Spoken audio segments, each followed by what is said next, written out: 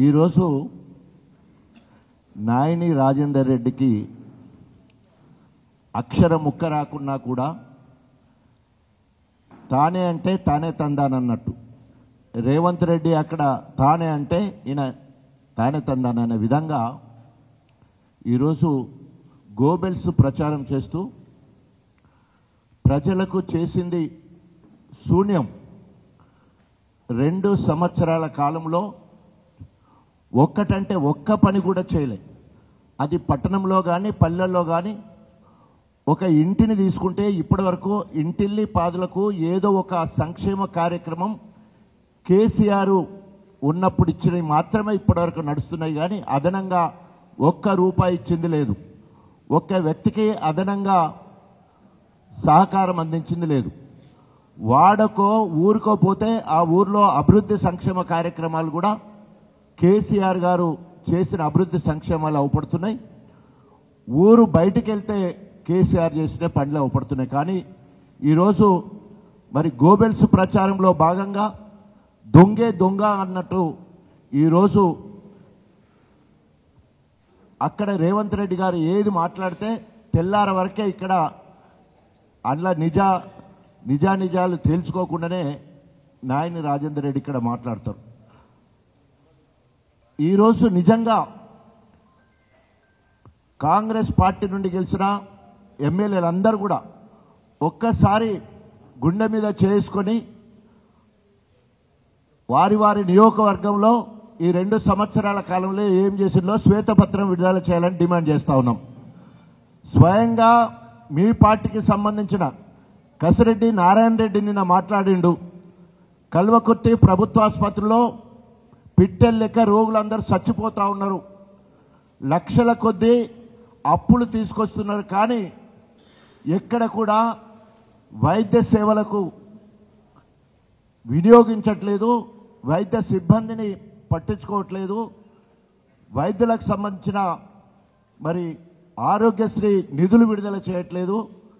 ఆరోగ్యం మీద ఇప్పటి వరకు ఒక సమీక్ష ఏర్పాటు చేయలేదని చెప్పేసి కసిరెడ్డి నారాయణ రెడ్డి మీ ఎమ్మెల్యే గారే విమర్శిస్తూ ఉన్నాడు. అదేవిధంగా ఇంకో మహబూబ్ నగర్కి సంబంధించిన ఇంకో ఎమ్మెల్యే గారు కాంగ్రెస్ ఎమ్మెల్యే గారు మాట్లాడుతూ 2 సంవత్సరాల కాలంలో మేము సావులకు బతుకులకు పెళ్లిళ్లకు పేరంటాలకే పోతున్నాం. మా దగ్గర ₹1 లేదు.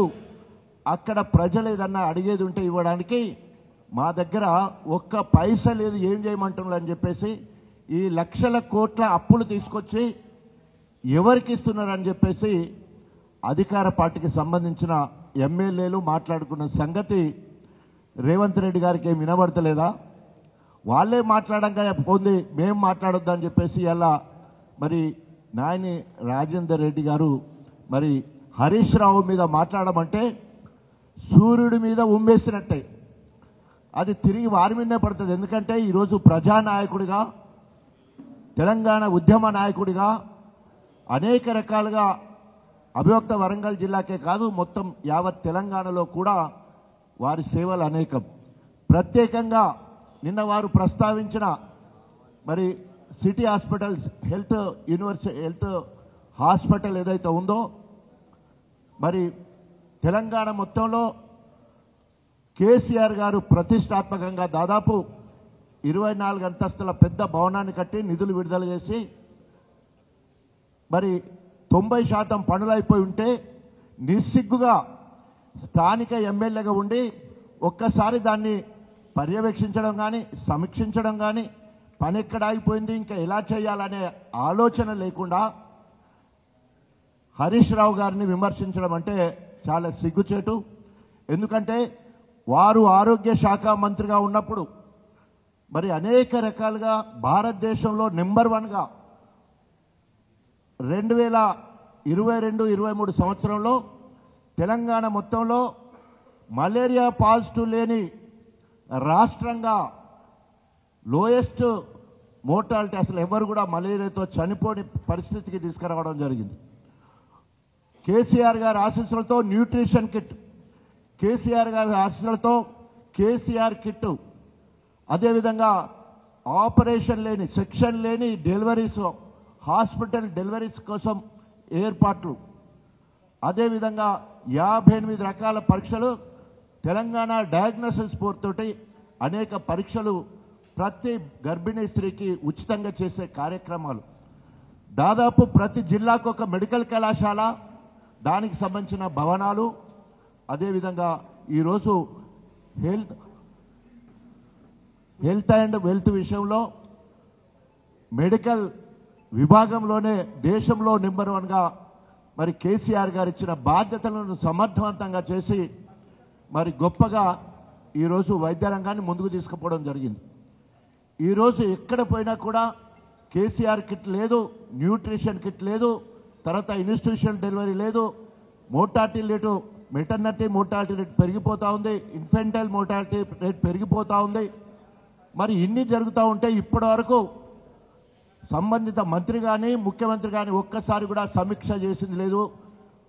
మరి అంటు రోగాలు ప్రబలిపోయి గ్రామాల్లో డెంగ్యూ, చికెన్ గున్యా, మలేరియా అనేక జబ్బులతోటి అనేక మంది రోగులు పిట్టలు రాగా రాలిపోతూ ఉన్నారు. అది దాని మీద సమీక్ష చేయకుండా ఉట్టిగానే మరి హాస్పిటల్ ఎక్కడి వరకు వచ్చింది దాన్ని పూర్తి చేసి పూర్తి స్థాయిలో దాన్ని వినియోగంలోకి తీసుకొచ్చేది పోయి దాని మీద విడ్డూరంగా మాట్లాడే పరిస్థితి ఉన్నది. కానీ ఇక్కడ ఒక అంశం చెప్పాలి.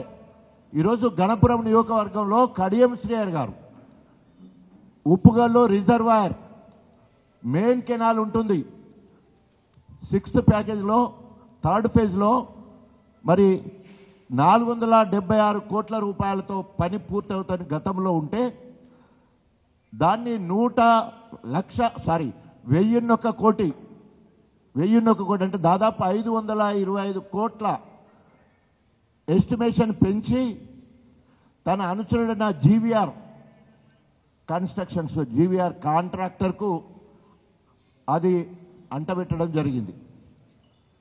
రైట్ ఇన్ఫర్మేషన్ యాక్ట్ కింద పూర్తి వివరాలు కూడా బయట పెట్టడానికి మేము సిద్ధంగా ఉన్నాం. వాళ్ళు చేస్తేనేమో ఓటీ, వీళ్ళు చేస్తేనేమో సంసారం అన్నట్టు మాట్లాడుతూ ఉన్నారు. కానీ దీని మీద పూర్తి ఎంక్వైరీ చేయాలా.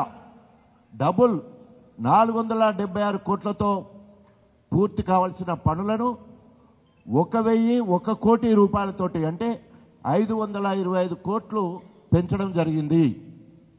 దీని మీద సమగ్ర విచారణ జరపాలి, విజిలెన్స్ ఎంక్వైరీ చేయాలని చెప్పేసి కూడా డిమాండ్ చేస్తూ ఉన్నాం. అదేవిధంగా ఈరోజు రైతులు అరిగోసపడతా ఉంటాయి. ఎక్కడ కూడా రైతుల పక్షాన ఒక్కసారి కూడా 57 సార్లు రేవంత్ రెడ్డి ఢిల్లీకి పోతే పత్తి రైతుల విషయం కానీ కొనుగోలు విషయం కానీ రైతులు దాదాపు కాంగ్రెస్ అధికారంలోకి వచ్చినటువంటి ఇప్పటి వరకు 711 మంది రైతులు చనిపోతారు, 160 మంది ఆటో డ్రైవర్లు చనిపోతారు, 106 మంది రెసిడెన్షియల్ పార్టీ సంబంధించిన విద్యార్థులు వివిధ కారణం వల్ల చనిపోతారు. దేని గురించి సీమ గుట్టినట్టు కూడా రేవంత్ రెడ్డికి లేదు. ఎక్కడ కూడా ఒక మానవీయ కోణంలో ఆత్మీయతను పంచుకోవడం కోసం ఒక రెసిడెన్షియల్ పాఠశాల సందర్శించిన సందర్భం లేదు, ఓ ఆటో డ్రైవర్ కుటుంబాన్ని సందర్శించింది లేదు. అనేక రకాలుగా రైతు రుణమాఫీ చేస్తానని చెప్పి రైతు భరోసా ఇస్తానని చెప్పేసి మరి అకాల వర్షాలు వచ్చి ఈరోజు తుఫాన్ వచ్చి రైతులు పిట్టల లెక్క రాలిపోతూ ఉంటే అక్కడ రేవంత్ కానీ ఇక్కడ ఎమ్మెల్యే కానీ ఏ ఒక్క రైతు కుటుంబాన్ని పరామర్శించలేదు. అరే ప్రధాన ప్రతిపక్షంగా పత్తి రైతుల పక్షాన రైతుల పక్షాన నుండి మాట్లాడడానికి మా నాయకులు మరి జిల్లాల పర్యటన ఏర్పాటు చేసుకుంటే దాని మీద మాట్లాడడం సిగ్గుచేటు. నువ్వు నిజంగా ఆనాడు కేసీఆర్ గారు ముఖ్యమంత్రిగా ఉండి రైతుల కోసము ఢిల్లీ నడిబొడ్డున దీక్ష చేయడం జరిగింది, మమ్మల్ని అందరినీ తీసుకొని పోయి. నీ చిత్తశుద్ధి ఏది? ఎప్పుడైనా అనేక సార్లు సాటుమాటుకు బడాబాయిని కలుస్తూ ఉన్నాడు చోటాబాయి, ఎప్పుడైనా వీళ్ళు ఊడగొడితే అలా వీళ్ళు జైన్ అయిదామని చెప్పేసి. కానీ ఒక్కసారైనా రైతుల పక్షాన మరి ఏదైనా పోయినలా అంటే అది మాత్రం ఎక్కడ కూడా లేదు. ఈరోజు తెలంగాణలో దాదాపు 40 లక్షల మెట్రిక్ టన్నుల వరి ధాన్యాన్ని కొనాలని టార్గెట్ పెట్టుకుంటే ఇప్పటి వరకు 15 లక్షల టార్గెట్ మాత్రమే పూర్తి చేసిండ్రు. ఇప్పటి వరకు వారికి డబ్బులు కూడా చెల్లించలేదు. సన్నలు 7 లక్షల మెట్రిక్ టన్నుల మాత్రమే తీసుకున్నారు. వాటికి బోనస్ ఇస్తానన్నాడు. అక్కడ ఉత్తమ్ కుమార్ రెడ్డి 48 గంటలు అనగానే తెల్లారంగానే నమిలిగొండ అనే గ్రామంలో కడెన్సేర్ ఇక్కడ బాంబు వేల్చే మేము 48 గంటల్లోనే బోనస్ ఇస్తామని చెప్పేసి 3 వారాలు అవుతుంది ఆ మాట చెప్పి ఇప్పటి వరకు 1 ఎకరాకు సన్నాలకు బోనస్ ఇవ్వలేదు. అదేవిధంగా మరి రైతులకు ఇప్పటి వరకు నష్టపరిహారం కూడా లేదు ఎక్కడ కూడా. సో ఈ రకంగా మరి ఈ సందర్భంగా ఇవన్నీ చూసుకుంటాం. మళ్ళా ఎలక్షన్లకు పోతానని చెప్పేసి మాట్లాడుతూ లోకల్ బాడీ ఎన్నికలు, అందులో ముందు గ్రామ పంచాయతీ ఎన్నికలకు పోతామని చెప్పేసి చెప్తున్నారు. సిగ్గుండాలే అక్కడ రేవంత్ రెడ్డికి, ఆయన తొత్తులందరూ కూడా. జీవో నెంబర్ 9 అని ఒక డూప్లికేట్ జీవో తీసుకొచ్చి హైకోర్టులో కొట్టుకుపోతే బీసీలందరినీ మోసం చేయడానికి మళ్ళీ పార్టీ పరంగా మేము రిజర్వేషన్లు 42 నుంచి 60% ఇస్తామన్నట్టు మాట్లాడుతూ ఉన్నాం. చట్టబద్ధత కల్పించి రిజర్వేషన్లు ఇవ్వాలి కానీ పార్టీ పరంగా ఇవ్వద్దని చెప్పేసి ఇప్పటికే మా కేసీఆర్ గారు కేటీఆర్ గారు డిమాండ్ చేయడం జరిగింది. ప్రజలు ఎప్పుడు ఊర్లలోకి వస్తే కర్రు కాల్చి వాత పెట్టడానికి సిద్ధంగా ఉన్నారు.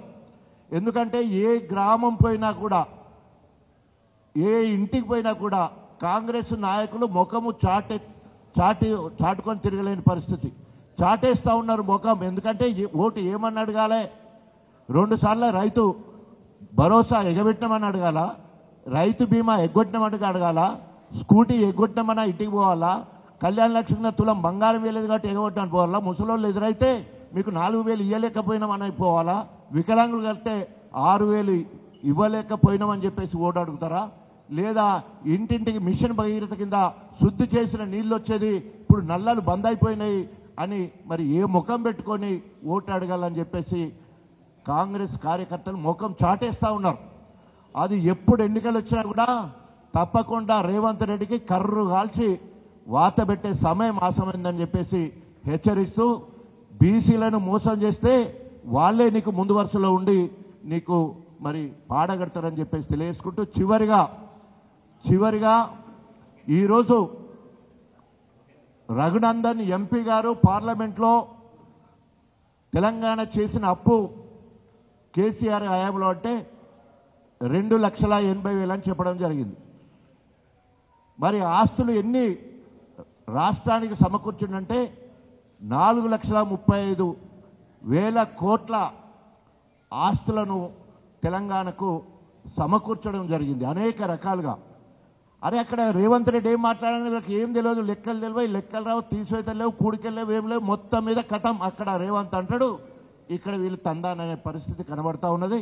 కాబట్టి ఇదంతా కూడా ప్రజలకు తేట తెల్లం చేసే బాధ్యత బీఆర్ఎస్ పార్టీకి ఉంది. ఎందుకంటే ప్రధాన పక్షంలో మేము ఉన్నాం కాబట్టి నిలదీస్తాము. అదేవిధంగా దప్పు పట్టుకొని అవసరమైతే కాంగ్రెస్ పాలన ప్రజా వ్యతిరేక, ప్రజా పాలన కాదు ప్రజా కంటన పాలన అని చెప్పేసి దప్పు కొట్టి దరివేసి గ్రామాలలో కాంగ్రెస్ను తిరగకుండా చేస్తామని చెప్పేసి హెచ్చరిస్తూ, మరొకసారి ఎవరైతే నాయని రాజేందర్ రెడ్డి గారు మాట్లాడిన దాన్ని తీవ్రంగా ఖండిస్తూ సెలవు తీసుకుంటాము. జై తెలంగాణ.